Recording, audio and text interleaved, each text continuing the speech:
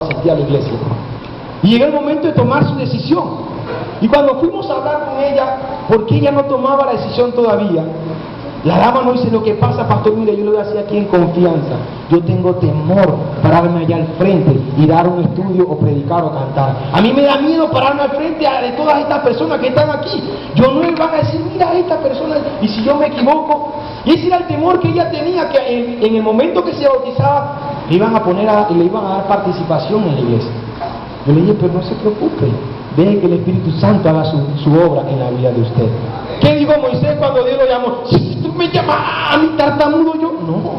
¿Qué le dijo Dios? Pero si yo soy el que te doy la palabra y la lengua, ¿cuál es el temor entonces? Amén. ¿Cuál es el temor que tenemos nosotros si el que nos da la palabra a nosotros es Cristo Jesús? Amén. Hermano, y para la honra y gloria de Dios, esa dama le entregó su vida a Cristo en la campaña del pastor Esteban Borg. Y lo que más ella temía, que era de predicar, y todos los sábados habla de estudio bíblico la hermana ahora. ¿Por qué? Porque en el momento que tú eres bautizado, el Espíritu Santo viene sobre ti, y entonces, hermano, esa llama que tú tienes por dentro no la puedes apagar. Amén. Tienes que predicar. Eso es lo que Pablo le llamaba la locura del Evangelio. Tenemos que predicar el mensaje de Dios. Pero qué triste es cuando nosotros venimos a la iglesia y no formamos parte del ministerio que realmente Dios nos ha llamado a hacer. En cierta ocasión, creo que un seminario que tuvo un pastor que vino de Brasil, el pastor, un seminario que tuvimos en el asunto de ahí, el Dorado, de los chinos del Dorado, le hicieron una pregunta al pastor y le preguntaban: pastor, ¿dar estudio bíblico es un don que Dios nos ha dado? Y el pastor nos dijo: no, eso no es un don, esa es una responsabilidad que todos nosotros debemos de tener. Eso no es un don. Dios nos ha llamado a nosotros a predicar la palabra de Dios. Por eso nació la iglesia adventista, porque predica la segunda venida de Cristo Jesús. Cuando tú y yo no predicamos la segunda venida de Cristo Jesús, no cumplimos con la misión de nuestra iglesia. Fuimos llamados a predicar un mensaje de salvación. Pero no es fácil hacerlo la primera vez. Pararte al frente y predicar no es fácil. Siempre hay temor de hacer las cosas bien. Yo les puedo contar experiencias mías. Cuando nosotros iniciamos en el plan de teología, ustedes conocen del plan, la mayoría de ustedes, a nosotros nos pusieron a trabajar en lugares y todavía yo no había ni la primera vez en una década no había recibido ninguna clase. Yo nací en la iglesia adventista, tuve la oportunidad. Había predicado una vez en la iglesia, pero nunca había dirigido una iglesia. Y vino una campaña grande en la cual inició el grupo de San José.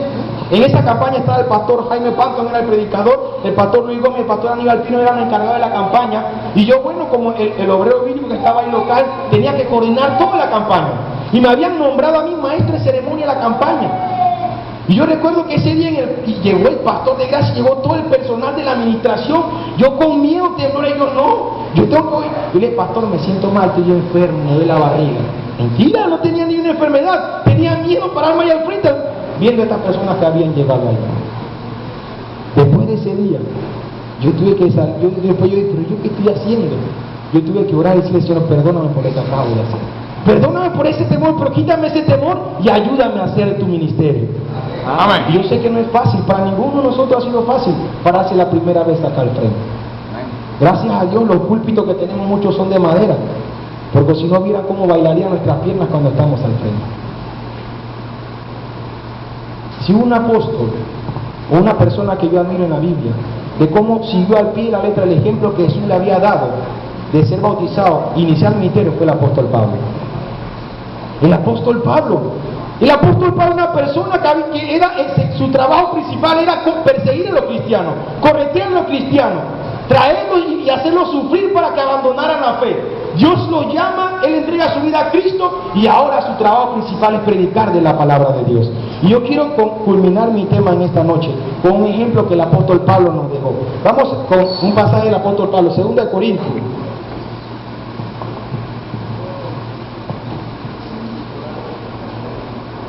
Libro de 2 Timoteo.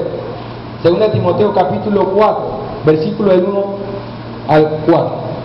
2 Timoteo 4 del 1 al 4. Y es interesante cuando nosotros analizamos el contexto en el cual Pablo escribe a Timoteo.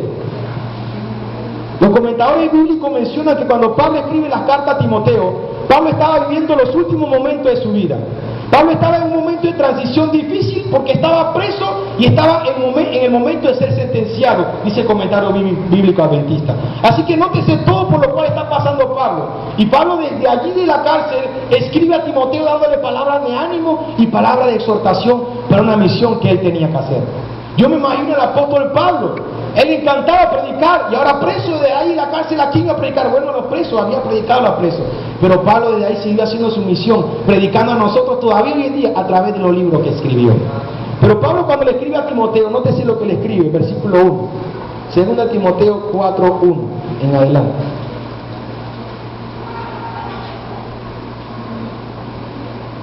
Dice el versículo 1: te encarezco delante de Dios y del Señor Jesucristo, que juzgará a los vivos y a los muertos en su manifestación y en su reino, que prediques la palabra, que instes a tiempo y fuera de tiempo, redarguye, reprende y exhorta con toda paciencia y doctrina. Nótese lo que el apóstol Pablo está escribiendo desde la cárcel. Le dice a Timoteo: mira, yo te encarezco delante de Dios.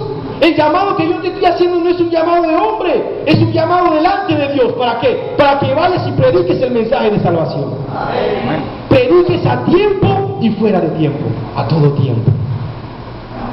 Y yo quiero hacer una pregunta y yo quiero que usted se la conteste de manera personal. ¿Cuánto es lo que estamos aquí? ¿Realmente estamos cumpliendo nuestra misión de darle a conocer el mensaje a los que no conocen de Cristo Jesús?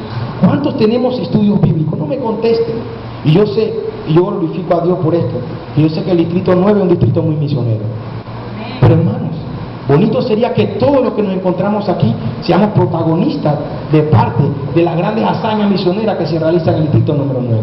Amén. Que no sea solamente una comitiva, un grupo, sino que sea la iglesia entera saliendo y predicando el mensaje de Dios. Amén. Eso es de lo cual el apóstol Pablo escribe, que prediques a tiempo y fuera de tiempo, en todo momento que podamos predicar.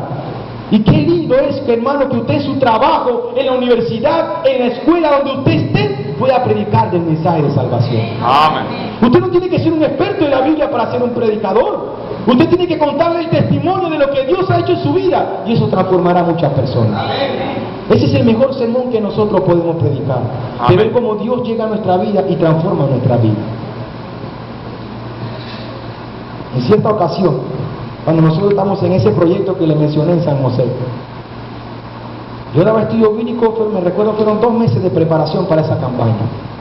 Yo estaba iniciando y tenía todas las ganas, la energía de dar estudios bíblicos. Yo tenía 60 estudios bíblicos yo solo en esa área, durante todo lo repartido durante la semana. Había días que yo me iba de mi casa a las 7 de la mañana y llegaba a mi casa a las 5 de la tarde, todo el día en el estudio bíblico. Gracias a Dios siempre había una hermana que vivía en el área, a mediodía me tenía almuerzo preparado para mí. Porque ustedes saben una de las cosas que nos enseñan cuando usted da estudio bíblico, que no le acepte comida a los estudiantes. Así que yo, aunque me gusta comer bastante, yo le decía, no se preocupe, muchas gracias. Pero la hermana siempre tenía un almuerzo para mí. En ciertos días, me recuerdo que era el día más pesado, los miércoles, yo tenía la mayor cantidad de la gente libre que daba el estudio bíblico. Yo fui a dar el estudio bíblico, me fui a mi casa, y ese día solamente me llevé 80 centavos en el bolsillo, el pasaje exactito. Y comenzamos a dar el estudio bíblico en la mañana, y ya como eso de las 11:30, usted sabe que ya el estómago comienza a hablarle a usted, ya la hambre se comenzó a desatar. Y yo, bueno, yo di el último estudio bíblico que iba a dar en ese momento, y comencé a caminar donde la hermana que siempre me tenía de almuerzo. Cuando llego allí, la hermana no estaba. ¿Y qué momento más? Yo solamente ya me había gastado 40 centavos en llegar, me quedan los 40 centavos de regresar para mi casa. Yo dije, ¿qué va? Yo no voy a soportar aquí hasta las 5 de la tarde, así que yo me voy para mi casa a comer porque tengo hambre. Eran las 11:30, yo me recuerdo que yo daba un estudio bíblico a las 1 en punto, un señor que se iba para el trabajo, como a las 1:30 le iba a salir, así que yo a las 1 en punto tenía que estar allí. Y ese día yo de la hambre que tenía, yo me olvidé de todos los estudios bíblicos que tenía en la tarde. Yo dije, tengo hambre. Así que agarré la chivita, y esa chivita en esos pueblitos en San José demoran en ir y subir a la vuelta. Así que yo, bueno, y viene la chiva, yo aproveché y me trepé en la chiva para irme para mi casa a comer. Cuando yo vi la chiva bajando y yo miro para mi derecha, donde el señor que yo siempre llegaba a la 1 de la tarde, estaba el señor en la parte de afuera sentado con la Biblia en mano y la fe de Jesús esperándome. Y el señor me ve que va a la chivita y me saluda y me dice, adiós. Créanme que eso me llegó a mí tan fuerte que yo le dije, para, detente aquí. Yo tuve que, ahí gasté los 15 centavos y me fui al estudio bíblico al hermano. Y hermano, ahí yo comprobé cuando el Señor dice, y Dios renovará nuestras fuerzas.